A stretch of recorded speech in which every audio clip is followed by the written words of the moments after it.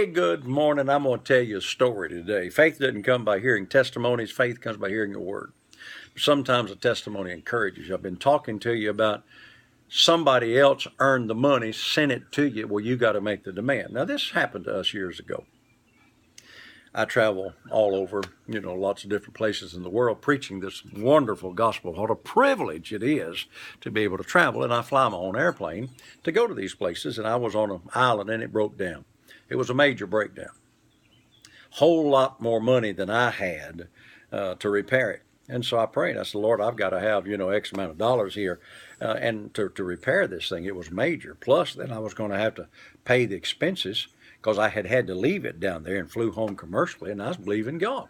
Well, one day I get a phone call that this brother had actually bought me the parts. It was a whole engine, bought the parts for the airplane, and was going to ship it over there. Well, no, I'll take that back. He was going to ship it to me. So they shipped it to me. No, get the story straight. He wired me the money, told me where the engine was. I had to go pick it up, and I picked it up and was carrying it over to the island to put the engine on. Now watch this. When the money was wired, I believed it, I rejoiced, and I thanked God for it. Then I went to the place with a certified check to pay the rather large sum to get the other engine. Well, then I loaded it up and I took it over to that island, and then because they didn't have good mechanics there, I personally had to install that engine and was glad to be able to do so. I took another guy with us and it took us a couple of days, and then I flew the airplane back. But here's the point I want you to get.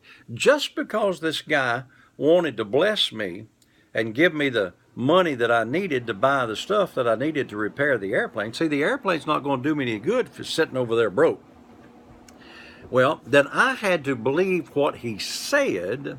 Then I had to act on what he said and go to the bank and get a certified check to pay for the parts, and then take the cash that was left over to pay the expenses to make all this transaction happen. It wouldn't have done me, and I've used this phrase for a couple of days, wouldn't have done me a blab, dab, bit of good had I said thank you, appreciate it, and the money still be sitting up in the bank. Now that's been 8 or 9 years ago, and never got it in the plane be rotted away out there on that island someplace.